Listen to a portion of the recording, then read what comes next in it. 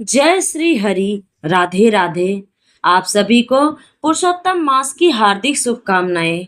आज अधिक मास की 26वां दिन है और आज बहुत ही उत्तम दिन है। आज पद्मिनी एकादशी भी है। आप लोग पहले पद्मिनी एकादशी की कथा श्रवण कीजिए, उसके बाद हम सुनेंगे अधिक मास की कथा। प्रेम से बोले लक्ष्मी नारायण की जय। धर्मराज युधिष्ठिर कहने लगे कि हे जनार्दन, आपने सभी एकादशियों का विस्तार पूर्वक वर्णन कर मुझे सुनाया। अब आप कृपा करके मुझे अधिक मास के शुक्ल पक्ष की एकादशी का नाम क्या है और उसकी विधि क्या है, इन सब के बारे में बताइए। श्री भगवान बोले, हे राजन, अधिक मास में कृष्ण पक्ष में जो एकादशी आती है वो पद्मिनी एकादशी। पद्मिनी एकादशी को कमला एकादशी भी कहा जाता है। इसका व्रत करने पर मनुष्य कीर्ति प्राप्त करके वैकुंठ को जाता है, जो मनुष्यों के लिए भी दुर्लभ है। इसका महात्म्य मैं तुमसे कहता हूँ, ध्यान पूर्वक बैठकर सुनो। त्रेता युग में महस्मतिपुरी के राजा थे कीर्तवीर्य। हैयद नामक राजा के वंश थे। कीर्तवीर की 1000 पत्नियां थी, लेकिन उनमें से किसी से भी कोई संतान न थी। उनके बाद महस्मतिपुरी का शासन संभालने वाला कोई न था। इसको लेकर राजा परेशान थे। उन्होंने इस प्रकार के उपाय करने के लिए बहुत सारे उपाय किए, लेकिन कोई भी लाभ नहीं हुआ। इसके बाद राजा कीर्तवीर ने तपस्या करने का निर्णय लिया। उनके साथ उनकी पत्नी पद्मिनी भी वन जाने के लिए तैयार हो गई। राजा ने अपना पदभार मंत्री को सौंप दिया और योगी का वेश धारण कर पत्नी पद्मिनी के साथ गंगमान पर्वत पर तप करने निकल पड़े। कहा जाता है कि पद्मिनी और कीर्तवीर्य ने 10,000 वर्ष तक तप किया, परंतु फिर भी संतान प्राप्ति नहीं हुई। सौभाग्यवश एक दिन रानी पद्मिनी की भेंट सती अनसुईया से हुई। तब उसने सती अनसुईया को अपनी सारी कथा सुनाई।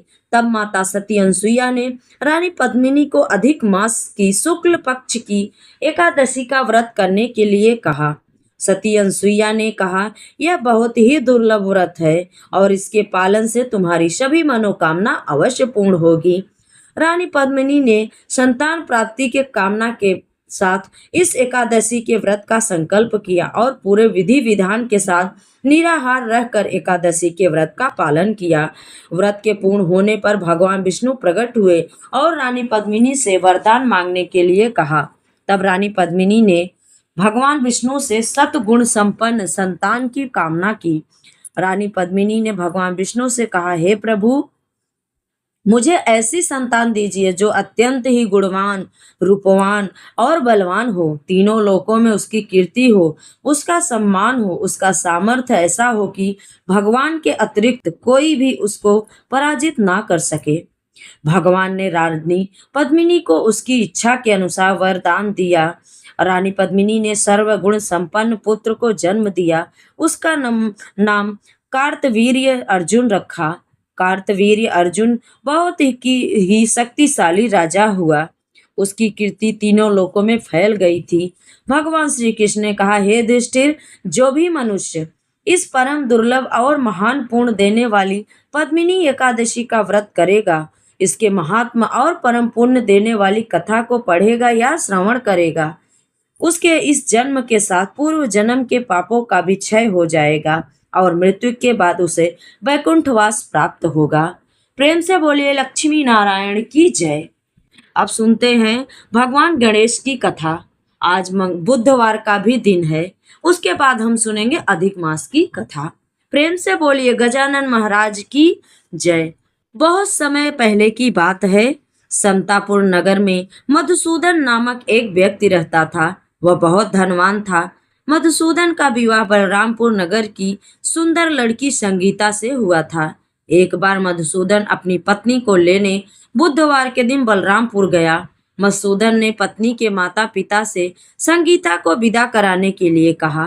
माता पिता बोले, बेटा, आज बुधवार है। बुधवार को किसी भी शुभ कार्य के लिए यात्रा नहीं करते।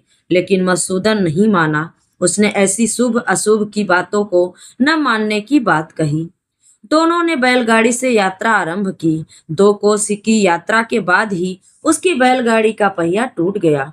वहां से दोनों ही पैदल ही यात्रा शुरू कर दी। रास्ते में संगीता को प्यास लगी। मधुसूदन उसे एक पेड़ के नीचे बैठाकर जल लेने चला गया। थोड़ी देर बाद जब मधुसूदन कहीं से जल लेकर वापस आया तो वह बुरी तरह हैरान हो उठा, क्योंकि उसकी पत्नी के पास उसके ही शक्ल सूरत का एक दूसरा व्यक्ति बैठा था। संगीता भी मधुसूदन को देखकर हैरान रह गई। वो दोनों को में कोई अंतर नहीं कर पाई। मधुसूदन ने उस व्यक्ति से पूछा, तुम कौन हो और मेरी पत्नी के पास क्यों बैठे हो? मधुसूदन की बात सुनकर उस व्यक्ति ने कहा, अरे भाई, यह मेरी पत्नी संगीता है। मैं अपनी पत्नी को ससुराल से विदा करके लाया हूँ। लेकिन तुम कौन हो जो ऐसा प्रश्न कर रहे हो? मधुसूदन ने कहा, तुम जरूर कोई चोर या ठग हो। यह मेरी पत्नी संगीता है। मैं इसे पेड़ के नीचे बैठाकर जल लेने गया था। इस पर उस व्यक्ति ने कहा, अरे भाई, झूठ तो तुम बोल रहे हो।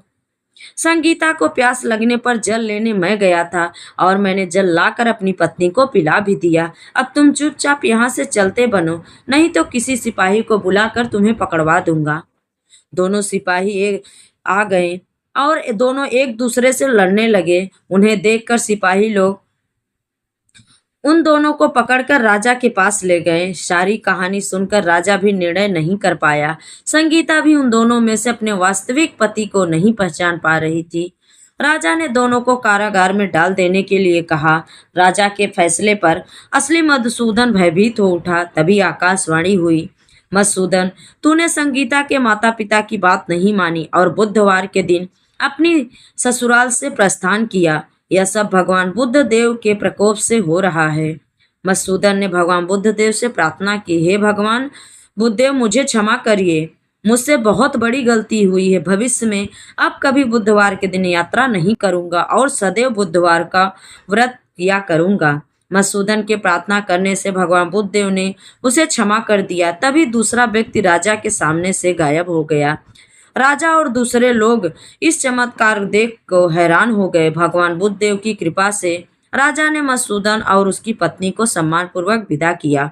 कुछ दूर चलते पर रास्ते में उन्हें बैलगाड़ी मिल गई। बैलगाड़ी का टूटा हुआ पहिया भी जुड़ गया। दोनों उसमें बैठकर संतापुर की ओर चल दिए। मधुसूदन और उसकी पत्नी संगीता दोनों बुधवार को व्रत करते हुए आनंद पूर्वक जीवन यापन करने लगे। इस तरह भगवान बुद्ध देव की कृपा से उनके यहाँ खुशियां बरसने लगी। इस तरह जो स्त्री पुरुष विधिवत बुधवार का व्रत करके कथा सुनता है, भगवान बुद्ध देव और भगवान गणेश की कृपा से उनके सभी कष्ट दूर होते हैं। प्रेम से बोलिए गणेश भगवान की जय, लक्ष्मी नारायण की जय। वाल्मीकि जी बोलते हैं, अब उद्धापन के पीछे व्रत के नियम क्या त्याग करते हैं। वाल्मीकि बोले, संपूर्ण पापों के नाश के लिए गरुड़ ध्वज भगवान की प्रसन्नता के लिए धारण किए व्रत नियम का विधि पूर्वक त्याग करते हैं। हे राजन, नव व्रत करने वाला मनुष्य समाप्ति में ब्राह्मणों को भोजन करावे और बिना मांगे जो कुछ मिल जाए उसको खा कर रहने में स्वर्ण दान का प्राप्त होता है। हे भगवान, आप जो भी हमें यह कथा सुना रहे हैं उसकी सच्ची और नियम पालन का कथा बताइए। अमावस्या में भोजन का नियम पालन करने वाला दक्षिणा के साथ गौदान देवे और जो आंवला जल से स्नान करता है वह दही दूध का दान देवे। हे राजन, फलों का नियम किया है तो फलों का दान करे, तेल का नियम किया है तो तेल छोड़ा है तो समाप्ति में घृत दान करे और घृत का नियम किया है तो दूध का दान करे। हे राजन, धान्यों के नियम में गेहूं और साली चावल का दान करे। राजन, यदि पृथ्वी में शयन का नियम किया है तो रुई भरे हुए गद्दे और चांदनी के साथ अपने को सुख देने वाली तकिया रखकर सैया का दान करे। वह मनुष्य भगवान को प्रिय होता है। जो मनुष्य पत्र में भोजन करता है वह ब्राह्मणों को भोजन करावे, घृत चीनी का दान करे। मौन व्रत में सुवर्ण के सहित घंटा और तिलों का दान करे। सब पत्नी ब्राह्मण को घृत युक्त पदार्थ से भोजन कराए। हे राजन, नख केशों को धारण करने वाला बुद्धिमान दर्पण का दान करो। जूता का त्याग किया है तो जूता दान करो। लवण के त्याग में अनेक प्रकार के रसों का दान करे। दीप त्याग किया है तो पात्र सहित दीपक का दान करे। जो मनुष्य अधिक मास में भक्ति से नियमों का पालन करता है वह सर्वदा बैकुंठ में निवास करता है। तांबे के पात्र में घी और सुवर्ण के बत्ती रखकर दीपक का दान करे। व्रत की पूर्ति के लिए पल मात्र का ही दान देवे। एकांत में वास करने वाला 8 घंटों का दान करे। वे घट सुवर्ण के हो और मिट्टी उनको वस्त्र सुवर्ण के टुकड़ों के सहित देवे। और मास के अंत में छाता जूता के साथ 30 मोदक का दान करे और भार ढोने में समर्थ बैल का दान करे। इन वस्तुओं के न मिलने पर अथवा यथोक्त करने में असमर्थ होने पर हे राजन, संपूर्ण व्रतों की सिद्धि को देने वाला ब्राह्मणों का वचन कहा गया है। अर्थात ब्राह्मण से सुफल के मिलने पर व्रत पूर्ण हो जाता है। जो मलमास में एक अन्न का सेवन करता है वह चतुर्भुज होकर परम गति को पाता है। इस लोक में एक तंत्र से बढ़कर दूसरा कुछ भी पवित्र नहीं है। एक अन्न के सेवन से मुनि सिद्ध होकर परम मोक्ष को प्राप्त हो गए। अधिक मास में जो मनुष्य रात्रि में भोजन करता है वह राजा होता है, और जो मनुष्य संपूर्ण कामनाओं को प्राप्त करता है उसमें जरा भी संदेह नहीं है।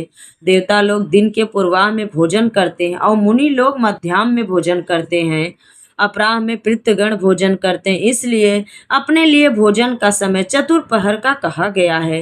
हे नराधीप, जो सब बेला को अतिक्रमण कर चतुर्पहर में भोजन करता है उनके ब्रह्मा हत्या पाप नाश हो जाते हैं। हे महिपाल, रात्रि में भोजन करने वाला समस्त पूर्णों से अधिक पूर्ण फल का भागी होता है, और वह मनुष्य प्रतिदिन अश्वमेघ यज्ञ के करने का फल प्राप्त करता है। भगवान के प्रिय पुरुषोत्तम मास में उड़द का त्याग करे। वह उड़द छोड़ने वाला समस्त पापों से मुक्त होकर विष्णु लोक को जाता है। जो पातकी ब्राह्मण होकर यंत्र में तिल पेरता है, हे राजन, वह ब्राह्मण तिल की संख्या के अनुसार उतने वर्ष पर्यंत रौवर नमक में वास करता है, फिर चंडाल योनि में जाता है और कुष्ठ रोग से पीड़ित होता है। जो मनुष्य शुक्ल और कृष्ण पक्ष की एकादशी तिथि में उपवास करता है वह मनुष्य चतुर्भुज हो गरुड़ पर बैठकर वैकुंठ लोक को जाता है और देवताओं से पूजित अप्सराओं से सेवित होता है। एकादशी व्रत करने वाला दसवीं और द्वादशी के दिन एक बार भोजन करे। जो मनुष्य देव विष्णु भगवान के प्रियर्थ व्रत करता है वह मनुष्य स्वर्ग को जाता है। हे राजन, सर्वदा भक्ति से कुसा का मुट्ठा धारण करे, कुश मुष्टि का त्याग न करे। जो मनुष्य कुसा से मल मूत्र कफ रुधिर को साफ करता है वह विष्ठा में कुमियोनी में जाकर वास करता है। कुसा अत्यंत पवित्र कहे गए हैं, बिना कुश की क्रिया व्यर्थ कही गई है। इसलिए कुश के मूल भाग में ब्रह्मा और मध्य भाग में जनार्दन वास करते हैं। कुश के अग्र भाग में महादेव वास करते हैं, इसलिए कुश से मार्जन करे। शुद्ध जमीन से कुसा को न उखाड़े और कपिला गौ का दूध न पिए। हे भूपते, पलाश के पत्र में भोजन न करे, प्रणव मंत्र का उच्चारण न करे, यज्ञ का बचा हुआ अन्य भोजन न करे, शूद्र कुसा के आसन पर न बैठे, जनेऊ को धारण न करे और वैदिक क्रिया को न करे। यदि विधि का त्याग कर मनमाना काम करता है तो वह शूद्र अपने पितरों के सहित नरक में डूब जाता है। 14 इंद्र तक नरक में पड़ा रहता है, फिर मुर्गा सुकर बानर योनि को जाता है। इसलिए शूद्र हमेशा प्रणव का त्याग करे। हे भूमि, शूद्र ब्राह्मणों के नमस्कार करने से नष्ट हो जाता है। हे महाराज, इतना करने से व्रत पूर्ण कहा जाता है, अथवा ब्राह्मणों को दक्षिणा न देने से मनुष्य नरक के भागी होते हैं। व्रत में विघ्न होने से अंधा और कोढ़ी होता है। हे भूप, मनुष्यों में श्रेष्ठ मनुष्य पृथ्वी के देवता ब्राह्मणों के वचन से स्वर्ग को जाते हैं। इसलिए कल्याण को चाहने वाला विद्वान मनुष्य उन ब्राह्मणों के वचनों का उल्लंघन न करे। यह मैंने उत्तम कल्याण को करने वाला पापों का नाशक उत्तम फल को देने वाला, माधव भगवान को प्रसन्न करने वाला, मन को प्रसन्न करने वाला धर्म का रहस्य कहा। इसका नित्य पाठ करे हे राजन। जो इसको हमेशा सुनता और पढ़ता है वह उत्तम लोक को जाता है, जहाँ पर योगीश्वर हरि भगवान वास करते हैं। तो यह रही पुरुषोत्तम मास की कथा। आगे की कथा हम कल की वीडियो में श्रवण करेंगे। आप सभी को कथा अच्छी लगे तो लाइक, शेयर और चैनल को सब्सक्राइब जरूर करें, और हमारे चैनल पे जाकर आप पद्मिनी एकादशी व्रत कथा भी श्रवण कर सकते हैं। कमेंट में जय लक्ष्मी नारायण जरूर लिखें। जय श्री हरि।